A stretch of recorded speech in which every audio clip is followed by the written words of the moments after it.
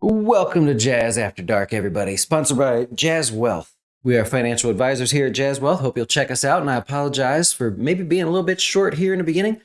I just got a lesson on communication from my wife and my daughter at the same time. And I don't know. And I don't think they were both wrong. Anyways, it was all good. It was fine. But this is what happens when you make some videos here at home. These things happen. So I'll be enjoying some Buffalo Trace, a little bit larger of a cup than usual, because when I go back out there, I'd like to hear nicer words. Yeah. All right. So this is probably partially you who's going to fess up in the comments.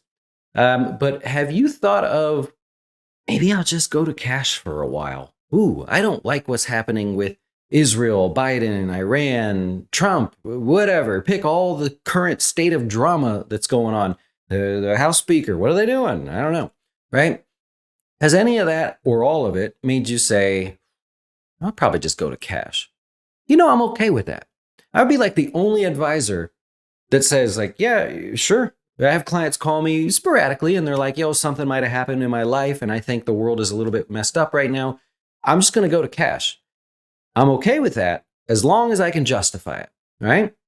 So I'll encourage you to not be afraid to move to cash if it makes sense for you, but make sure you're not damaging your big picture.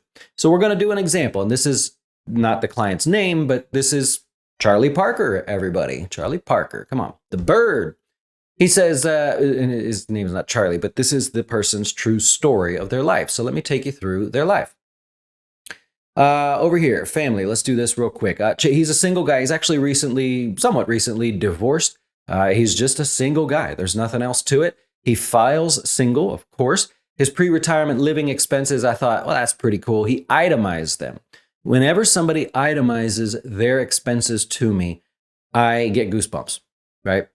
That's all I can say on YouTube. You can't say the other thing, but I get goosebumps, right?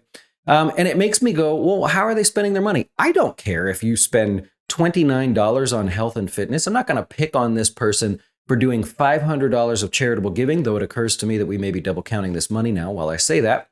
$400 on groceries for a single guy. I don't know. Is that a lot? I don't care. I just like that, hey, we have a realistic number. They didn't just input $2,000. That's not the right number. All right, so that's where he stands there. 401k, it's pretty basic for them. Charlie's 401k, he's eventually going to, so he's got an interesting job. What he does now, but he does side work that he eventually wants to ramp up, and he's amazing at it, by the way.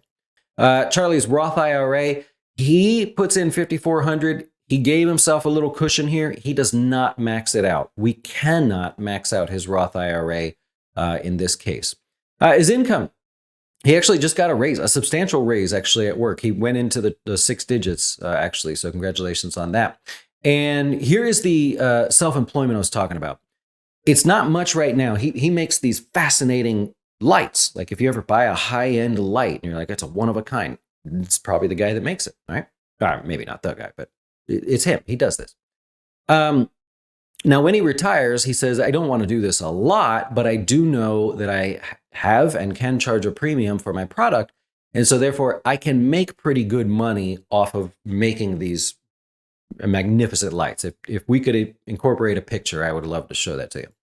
So we say, okay, we're going to have a little income here in retirement. Okay. Remember, the goal that we're trying to solve for is, can he move to cash?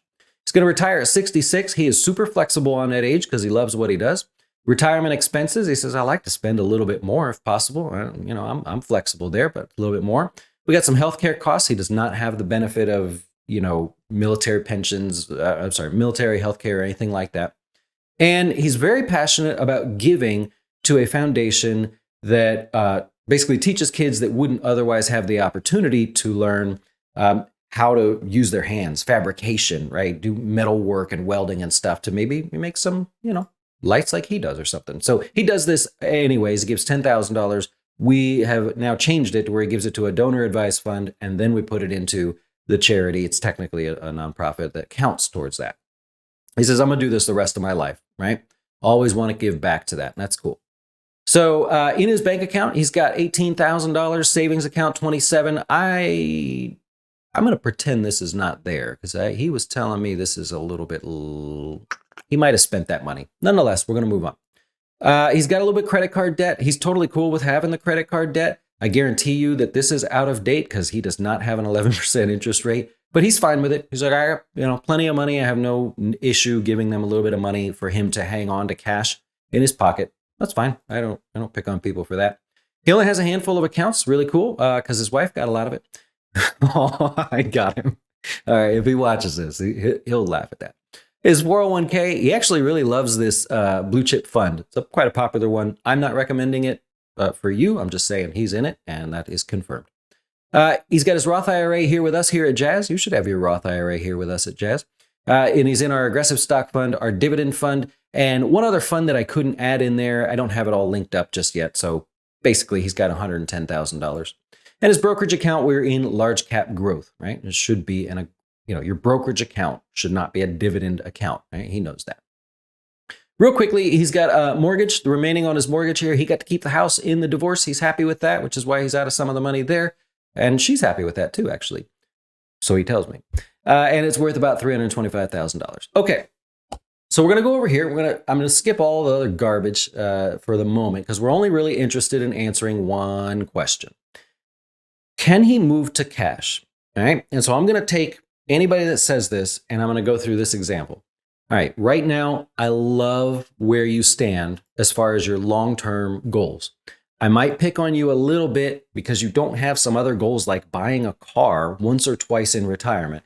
He's not the kind of guy that's going to buy a lot of cars. He's got a motorcycle right now, but he won't buy a lot of cars, but still we need transportation, so we haven't accounted for that. Odd things like that. But look, right now where he stands as a single guy, he's making this look really attractive, to be honest. Especially after my communication conversation out there, where they cheered me for being such a great communicator. So anyways, we've got $136,000 in income. You go through everything here. You see he's got cash saved up here at the end, right? He's looking pretty good. And what I do is I'm not counting that. So I'm saying make that money disappear by the end of all of that. Don't even bother with anything else there. So that is all good. Right? Somebody there? With the dog. And look what happens as we come down in here and we start getting to that retirement age. I'm going to slide this over a little bit. We've got our deficit. We have plenty of money to take from there, right? Because,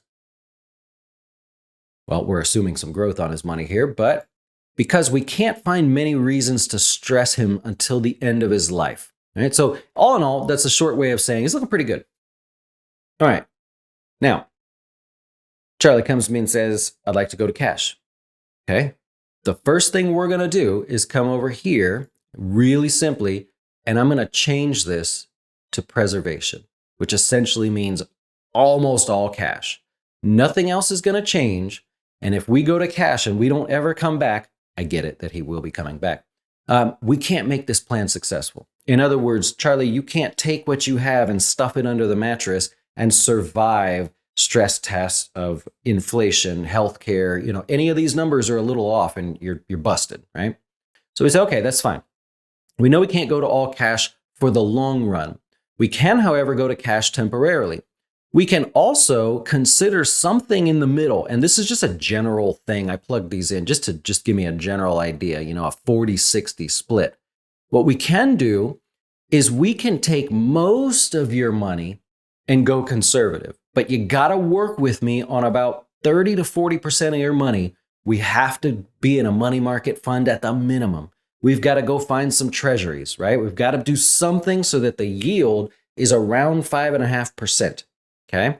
So in this case, can he be 100% out of the market? Probably for like a month. It's fine. But he's betting that if he gets out of the market, his timing is perfect. And the market will fall and, chaos will ensue and all that great stuff. I'm saying let's take a different approach. Let's do that with a lot of your money, but then let's leave some of it in there to gain some yield. As a matter of fact, let's just use the money market fund for all the cash, right? Instead of just having cash sit there. So ask yourself that when you do you know your numbers? Like, can you actually go through an example like this and say, how does that impact me? Well, what if I decided I wanted to retire at 64? Okay, I got the same thing going on for me. How does that work? Ooh, can't really do that, right? So see how there's a give and take here. We're starting to lose some of the things that we can do if you let the emotion of the market get you out of the market. I don't know how to say it, right? So I started this by saying, can you move to cash? Yeah, sure. Just show me that you can. Show me what impact that's going to have. Can you move to cash for a little bit? Sure. But do you think that if there's a problem now, or let's say in the future, there's satellite wars, and it's like, oh no, that's going to hurt the economy or whatever. Yeah, probably. Okay. Let's say when that happens, you go to all cash and the satellite wars take, 3 years. What's the impact of that? You think you're just going to want to invest right away? Okay. So something to think through. Hopefully you found that to be a good example here tonight. And it wasn't too hard on you, but I give you a little flexibility. Other advisors will say, no, don't go to cash. The trend is your friend. Stay with the market. Don't time the market, time in the market, all that garbage. No, everybody's unique. Those are great general comments there, but some people, the answer is a hands down, no, you can't go to cash at all, or I can't make this work. Someone like Charlie in his case, I'm like, I don't know. You getting married again? What do you think? There's a lot of things we could do there, but for the moment, he's looking pretty good to move to cash for a little bit. All right. What do you think the next chaotic event is going to be? Let me know. What do you think? You think we're here? We're living it? It's just going to be these higher interest rates? Or is it something wild? I always like hearing what you guys think about that. All right. Enjoy. And thank you so much for watching.